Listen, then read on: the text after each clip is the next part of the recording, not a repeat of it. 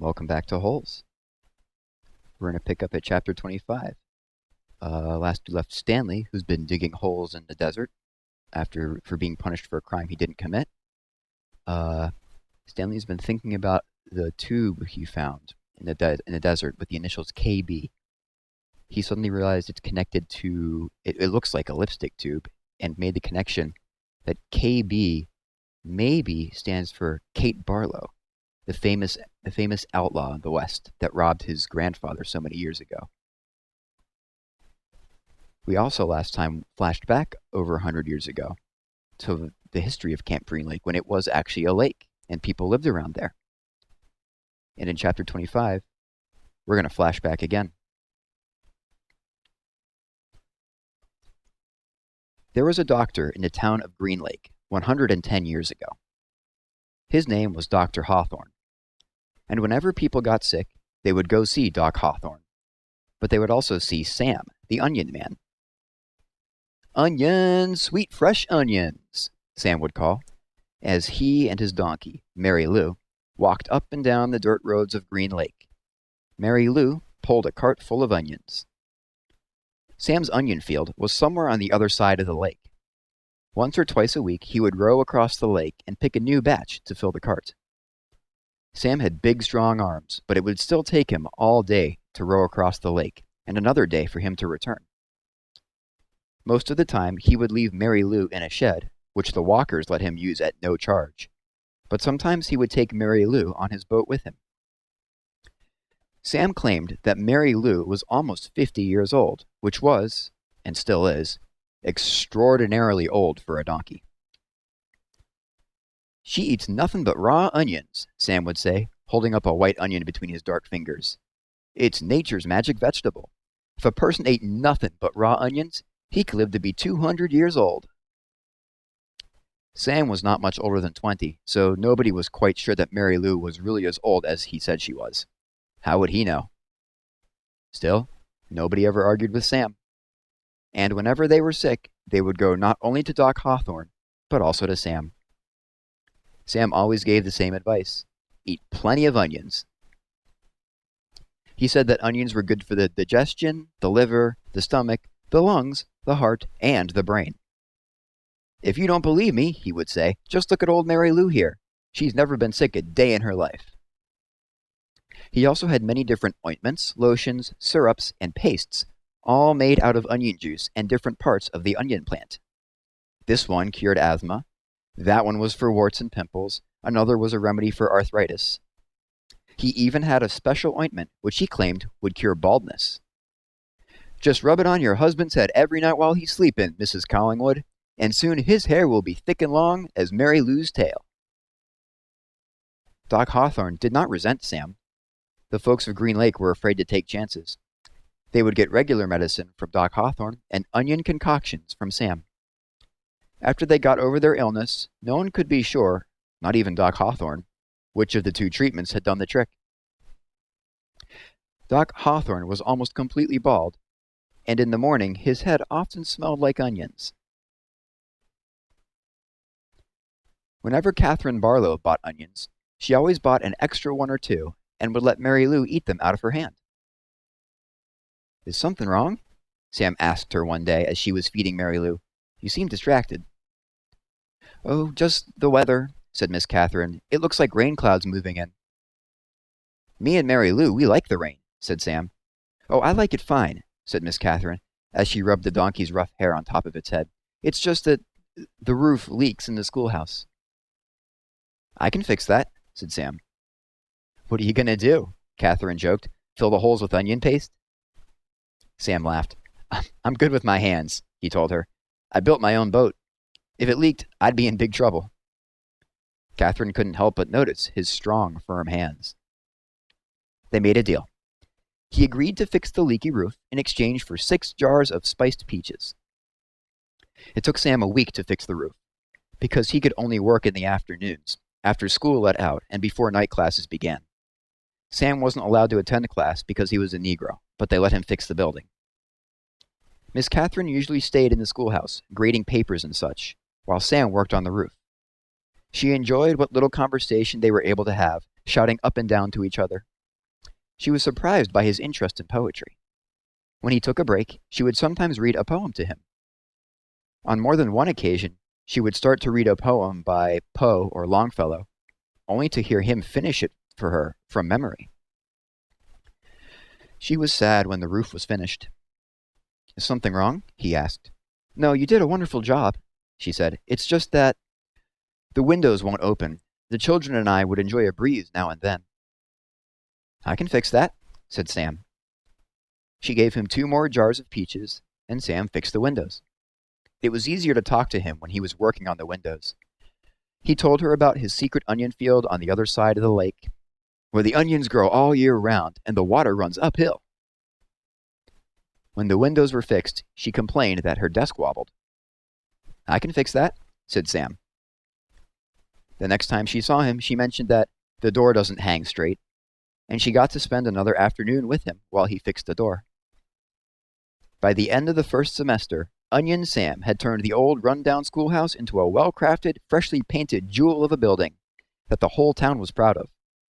People passing by would stop and admire it. That's our schoolhouse. It shows how much we value education here in Green Lake. The only person who wasn't happy with it was Miss Catherine. She'd run out of things needing to be fixed.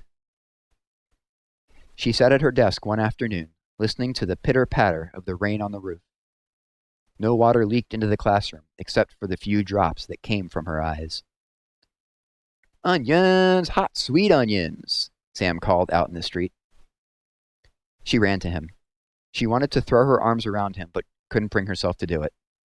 Instead, she hugged Mary Lou's neck. Something wrong? He asked her. Oh, Sam, she said. My heart is breaking. I can fix that, said Sam. She turned to him. He took hold of both of her hands and kissed her. Because of the rain, there was nobody else out on the street. Even if there was, Catherine and Sam wouldn't have noticed. They were lost in their own world. At that moment, however, Hattie Parker stepped out of the general store. They didn't see her, but she saw them. She pointed her quivering finger in their direction and whispered, God will punish you. Chapter 26. There were no telephones, but word spread quickly through the small town.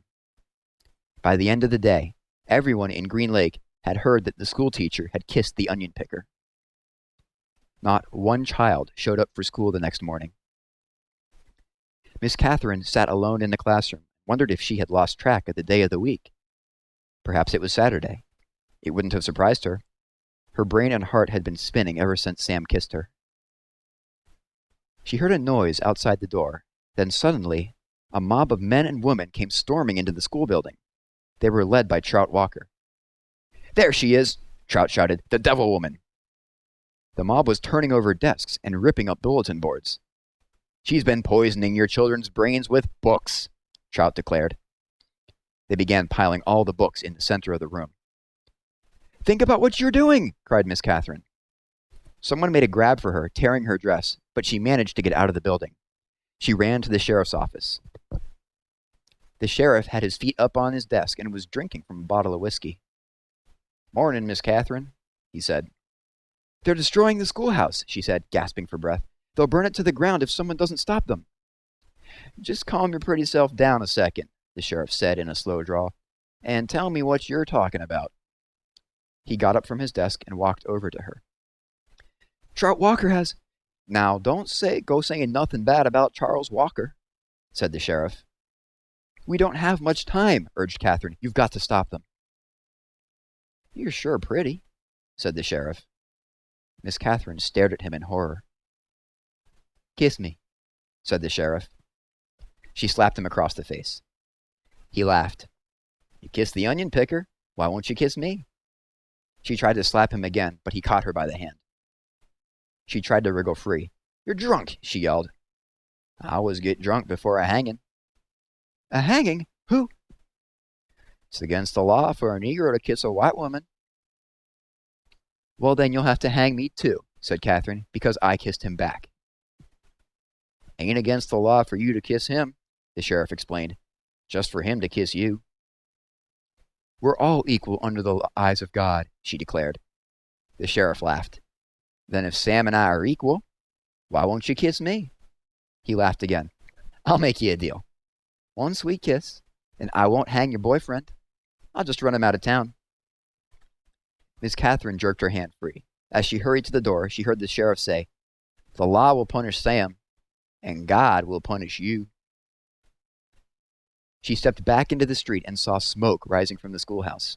She ran down to the lakefront, where Sam was hitching Mary Lou to the onion cart. Thank God I found you, she sighed, hugging him. We've got to get out of here, now. What? Said Sam. Someone must have seen us kissing yesterday, she said. They set fire to the schoolhouse. The sheriff says he's going to hang you. Sam hesitated for a moment, as if he couldn't quite believe it. He didn't want to believe it. Come on, Mary Lou. We have to leave Mary Lou behind, said Catherine. Sam stared at her a moment. There were tears in his eyes. Okay. Sam's boat was in the water, tied to a tree by a long rope. He untied it, and they waded through the water and climbed aboard. His powerful arms rowed them away from the shore. But his powerful arms were no match for Trout Walker's motorized boat. They were little more than halfway across the lake when Miss Catherine heard the loud roar of the engine. Then she saw the ugly black smoke. These are the facts. The Walker boat smashed into Sam's boat. Sam was shot and killed in the water. Catherine Barlow was rescued against her wishes. When they returned to the shore, she saw Mary Lou's body lying on the ground. The donkey had been shot in the head. That all happened 110 years ago. Since then, not one drop of rain has fallen on Green Lake. You make the decision. Whom did God punish?